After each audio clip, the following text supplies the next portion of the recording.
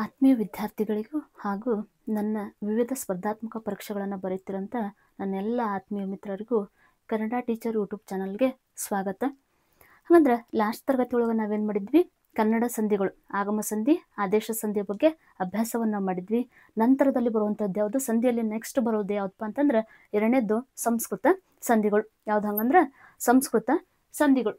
ಅಂದ್ರೆ ನಾ ಹೇಳಿದೆ ಸಂಸ್ಕೃತ ಸಂಧಿಗಳು ಅಂದ್ರೆ ಸಂಸ್ಕೃತ ಪದಗಳು ಸೇರಿ ಆದಂಥ ಪದಗಳು, ಅವುಗಳನ್ನು ನಾವೇನಂತ ಕರಿತೀವಿ, ಸಂಸ್ಕೃತ ಸಂಧಿ ಅಂತ ಕರಿದ್ವಿ. ಹಂಗಂದ್ರೆ ಸಂಸ್ಕೃತ ಸಂಧಿಯಲ್ಲಿ ಎಷ್ಟು ವಿಧಗಳಿದಾವ ನೋಡೋಣ್ರಿ. ಹಂಗಂದ್ರೆ ಸಂಸ್ಕೃತ ಸಂಧಿಯಲ್ಲಿ ಎಷ್ಟು ವಿಧಗಳದಾವ, ಸವರ್ಣ ದೀರ್ಘ ಸಂಧಿ ಎಷ್ಟು 7 ವಿಧಗಳಾಗಿ ಕಾಣ್ತೀವಿ ನಾವು. ಯಾವ್ಯಾವ ಹಂಗಂದ್ರ ಸವರ್ಣ ದೀರ್ಘ ಸಂಧಿ, ಗುಣಸಂಧಿ, ವೃದ್ಧಿ ಸಂಧಿ, ಎಣ್ಣು ಸಂಧಿ, ಜಸ್ವ ಸಂಧಿ, ಚುತ್ವ ಸಂಧಿ, ಅನುನಾಸಿಕ ಸಂಧಿ. ಅರ್ಥ ಆಗತ್ರಿ? ಹಂಗಂದ್ರ ಸಂಸ್ಕೃತ ಸಂಧಿಯಲ್ಲಿ ಎಷ್ಟು ವಿಧಗಳು, 7 ವಿಧಗಳು. ಎಷ್ಟು ವಿಧಗಳು ಹಂಗಂದ್ರ 7 ವಿಧಗಳು.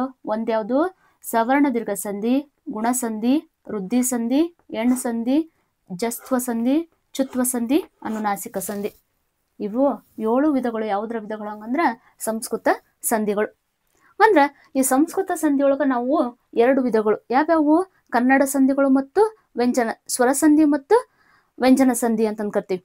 ಸ್ವರ ಸಂಧಿ ಮತ್ತು ಏನು ವ್ಯಂಜನ ಸಂಧಿಗಳು ಮತ್ತು ಸ್ವರ ಸಂಧಿಗಳು ಅಂತ ಕರಿತೀವಿ. ಅಂದ್ರೆ ಸವರ್ಣ ದೀರ್ಘ ಸಂಧಿ, ಗುಣಸಂಧಿ, ವೃದ್ಧಿ ಸಂಧಿ, ಎಣ್ಣು ಸಂಧಿ ಇವ್ಯಾವು ಸ್ವರ ಸಂಧಿಗಳು ಅಂತ ಕರಿತೀವಿ.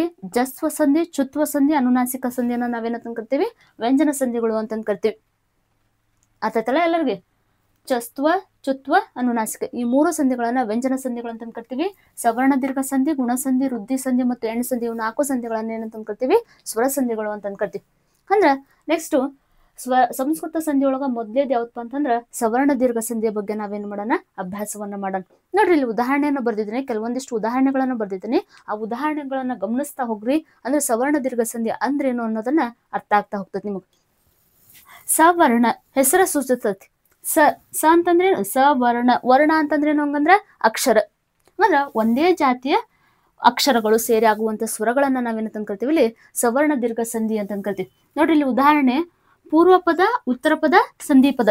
ಅರ್ಥ ಆಗ್ತೈತ್ರಿ? ಅದು ಅಂದ್ರೆ ಮೊದಲೇ ಉದಾಹರಣೆಗ ಮೊದಲೇ ಪದವನ್ನ ನೋಡ್ರಿ. ಸುರ ಪ್ಲಸ್ ಅಸುರ, ಸುರ ಪ್ಲಸ್ ಅಸುರ, ಸುರಾಸುರ. ಸುರ ಪ್ಲಸ್ ಅಸುರ, ಸುರಾಸುರ. ಅಂದ್ರೆ ಪೂರ್ವ ಪದದ ಕೊನೆಯಲ್ಲಿ ಯಾವ ಸ್ವರ ಐತಿ, ಇಲ್ಲಿ ಅಸ್ವರ ಐತಿ. ಅರ್ಥ ಆಗತ್ರಿ? ಪೂರ್ವ ಪದದ ಕೊನೆಯಲ್ಲಿ ಯಾವ್ದು ಸ್ವರ ಐತಿ, ಅಸ್ವರ ಐತಿ. ಉತ್ತರ ಪದದಲ್ಲಿ ಮೊದಲೇ ಸ್ವರ ಯಾವ್ದೈತಿ, ಅಸ್ವರ ಐತಿ. ಸಂಧಿ ಕ್ರಿಯೆ ಆದಾಗ ಸುರ ಪ್ಲಸ್ ಅಸುರ, ಸುರಾಸುರ. ಹಂಗಂದ್ರೆ ಯಾವ ಸ್ವರ ಆದೇಶ ಬಂದೈತಿ ಇಲ್ಲಿ ಹಂಗಂದ್ರ ಆ, ಸುರಾಸುರ. ನೆಕ್ಸ್ಟ್ ಮಹಾ ಪ್ಲಸ್ ಆತ್ಮ, ಮಹಾತ್ಮ.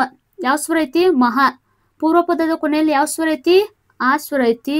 ಉತ್ತರ ಪದದಲ್ಲಿನೂ ಯಾವ ಸ್ವರ ಐತಿ ಹಂಗಂದ್ರ ಆಕಾರ ಐತಿ. ಹಂಗಂದ್ರೆ ಸಂಧಿ ಕ್ರಿಯೆ ಆದಾಗ ಮಹಾ ಪ್ಲಸ್ ಆತ್ಮ, ಮಹಾತ್ಮ. ಯಾವ ಸ್ವರ ಬಂದೈತಿ ಅಲ್ಲಿ, ಆ ಸ್ವರ ಬಂದೈತಿ. ನೆಕ್ಸ್ಟ್ ಗಿರಿ ಪ್ಲಸ್ ಈಶ, ಗಿರೀಶ. ಗಿರಿ ಈ ಪದದಲ್ಲಿ ಪೂರ್ವ ಪದದ ಕೊನೆಯಲ್ಲಿ ಯಾವ ಸ್ವರ ಐತಿ ಹಂಗಂದ್ರ ಈ ಐತಿ. ಉತ್ತರ ಪದದಲ್ಲಿ ಯಾವ ಸ್ವರ ಐತಿ, ಈ ಐತಿ. ಸಂಧಿ ಕ್ರಿಯೆ ಆದಾಗ ಯಾವ ಸ್ವರ ಬಂದೈತಿ ಹಂಗಂದ್ರ ಈ ಸ್ವರ ದೀರ್ಘವಾಗಿ ಬಂದೈತಿ. ವಧು ಪ್ಲಸ್ ಉಪೇತ, ವಧುಪೇತ. ವಧು ಹಂಗಂದ್ರೆ ಯಾವ ಸ್ವರ ಐತಿ, ಊ ಸ್ವರ ಐತಿ. ಪೂರ್ವ ಪದದ ಮೊದಲಿಗೆ ಯಾವ್ದೈತಿ, ಊಕಾರ ಐತಿ. ಸಂಧಿ ಕ್ರಿಯೆ ಆದಾಗ ಊ ಸ್ವರ ಲೋಪವಾಗಿ ಬಂದೈತಿ, ಏನು ದೀರ್ಘವಾಗಿ ಬಂದೈತಿ. ನೋಡ್ರಿ, 4 ಉದಾಹರಣೆಗಳನ್ನು ಗಮನಿಸಿದ್ರಿ. ಹೆಸರ ಸೂಚಿಸ್ತತಿ ಸವರ್ಣ ದೀರ್ಘ ಸಂಧಿ. ಸ ಅಂತಂದ್ರ ಒಂದೇ ಜಾತಿಯ ವರ್ಣ ಅಕ್ಷರ. ಸ ಅಂತಂದ್ರೇನು, ಒಂದೇ ಜಾತಿಯ ವರ್ಣ ಅಕ್ಷರ. ವರ್ಣ ಅಂದ್ರೇನು ಅಕ್ಷರ. ಹಂಗಂದ್ರ ಒಂದೇ ಜಾತಿಯ ಸ್ವರಗಳು ಬಂದು ಸಂಧಿ ಕ್ರಿಯೆ ಆದಾಗ ಅದ ಸ್ವರ ಏನಾಗ್ತತಿ, ದೀರ್ಘವಾಗಿ ಬರ್ತೈತಿ. ಅದ್ರ ನಾವೇನು ತಂಕತೀವಿ ಹಂಗಂದ್ರ ದೀರ್ಘ ಸಂಧಿ. ನೋಡ್ರಿ, ಸ್ವರದ ಮುಂದೆ ಸ್ವರವು ಬಂದು ಸಂಧಿ ಕ್ರಿಯೆ ಆಗುವಾಗ ಅದೇ ಜಾತಿಯ ಸ್ವರವು ದೀರ್ಘವಾಗಿ ಬಂದ್ರೆ ಅದನ್ನ ನಾವೇನ ತಂಕತೀವಿ ಹಂಗಂದ್ರ ಸವರ್ಣ ದೀರ್ಘ ಸಂಧಿ. 4 ಉದಾಹರಣೆಗಳನ್ನು ಗಮನಿಸಿದ್ವಿ ಅಂತಂದ್ರ ಸವರ್ಣ ದೀರ್ಘ ಸಂಧಿ ಅಂತಂದ್ರೆ ಏನನ್ನೋದನ್ನ ಅರ್ಥ ಆಗ್ತತಿ. ನೋಡ್ರಿ, ಸುರ ಪ್ಲಸ್ ಅಸುರ, ಸುರಾಸುರ. ನೋಡ್ರಿ, ಪೂರ್ವ ಪದದ ಕೊನೆಯಲ್ಲಿ ಯಾವ್ದೈತಿ, ಅಸ್ವರ ಐತಿ. ಅರ್ಥ ಆಗತ್ರಿ ಎಲ್ಲರಿಗೆ? ಅ ಐತಿ. ಉತ್ತರ ಪದದಲ್ಲಿ ಯಾವ ಸ್ವರ ಐತಿ, ಅಸ್ವರ ಐತಿ. ಒಂದೇ ಜಾತಿಯ ಸ್ವರ ಹೌದಾ ಇಲ್ಲವು? ಹಂಗಂದ್ರ ಒಂದೇ ಜಾತಿಯ ಸ್ವರ, ಆ ಜಾತಿಯ ಸ್ವರಗಳು ದೀರ್ಘವಾಗಿ ಬಂದೈತಿ. ಸಂಧಿ ಕ್ರಿಯೆ ಆದಾಗ ಆ, ಆ ದೀರ್ಘವಾಗಿ ಬಂದೈತಿ. ನೋಡ್ರಿ, ಮಹಾ ಪ್ಲಸ್ ಆತ್ಮ. ಇಲ್ಲಿ ಸಹಿತ ಆಕಾರ ಐತಿ, ಇಲ್ಲಿ ಆ ಸ್ವರ ಐತಿ. ಅದ ಜಾತಿಯ ಸ್ವರ ಏನಾಗೈತಿ ಹಂಗಂದ್ರ ದೀರ್ಘವಾಗಿ ಬಂದೈತಿ, ಮಹಾತ್ಮ. ಗಿರಿ ಪ್ಲಸ್ ಈಶ, ಗಿರೀಶ. ಈ ಸ್ವರ ಪೂರ್ವ ಪದದ ಕೊನೆಯಲ್ಲಿ ಯಾವ್ದೈತಿ, ಸ್ವರದ ಮುಂದೆ ಸ್ವರ, ಅದ ಜಾತಿಯ ಸ್ವರಗಳು ಬಂದವು. ಈ ಉತ್ತರ ಪದದಲ್ಲಿ ಯಾವ್ದೈತಿ ಈ ಸ್ವರ ಐತಿ, ಸಂಧಿ ಕ್ರಿಯೆ ಆದಾಗ ಅದ ಜಾತಿಯ ಸ್ವರ ಏನಾಗೈತಿ ಇಲ್ಲಿ ಈ ಕಾರನು ಸಹಿತ ಏನಾಗಿ ಬಂದೈತಿ ದೀರ್ಘವಾಗಿ ಬಂದೈತಿ. ನೆಕ್ಸ್ಟ್ ಉ ವಧು ಪ್ಲಸ್ ಉಪೇತ, ವಧು ಅನ್ನೋದು ಪೂರ್ವ ಪದ ಕೊನೆಯಲ್ಲಿ ಏನೈತಿ ಉ ಐತಿ, ಉತ್ತರ ಪದದಲ್ಲಿನೂ ಉ ಐತಿ. ಇವೆರಡೂ ಸ್ವರ ಏನಾಗ್ಯಾವ ಸಂಧಿ ಕ್ರಿಯೆ ಆದಾಗ ಅದ ಜಾತಿಯ ಸ್ವರ ಏನಾಗೈತಿ ದೀರ್ಘವಾಗಿ ಬಂದೈತಿ. ಅದನ್ನು ಸಹಿತ ನಾವೇನಂತ ಕರಿತೀವಿ ಸವರ್ಣ ದೀರ್ಘ ಸಂಧಿಗೆ ಉದಾಹರಣೆಯನ್ನ ಹೇಳ್ತೀವಿ.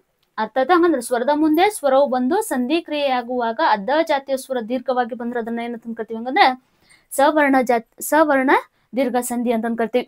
ಅರ್ಥ ಆಯ್ತಾ? ಹಂಗಂದ್ರೆ ಇವಿಷ್ಟು ಉದಾಹರಣೆಗಳು ಏನಪ್ಪಾ ಅಂತಂದ್ರ ಸವರ್ಣ ದೀರ್ಘ ಸಂಧಿಗೆ ಉದಾಹರಣೆಗಳು. ಹಂಗಂದ್ರೆ ಸಂಸ್ಕೃತ ಸಂಧಿಗಳು ಯಾವ್ಯಾವು ಮತ್ತ ಸವರ್ಣ ದೀರ್ಘ ಸಂಧಿ ಅಂದ್ರೇನು ಅನ್ನೋದು ಇವತ್ತಿನ ತರಗತಿ ಒಳಗೆ ನಾವೇನ್ ಮಾಡಿದ್ವಿ ಅಭ್ಯಾಸವನ್ನ ಮಾಡಿದ್ವಿ.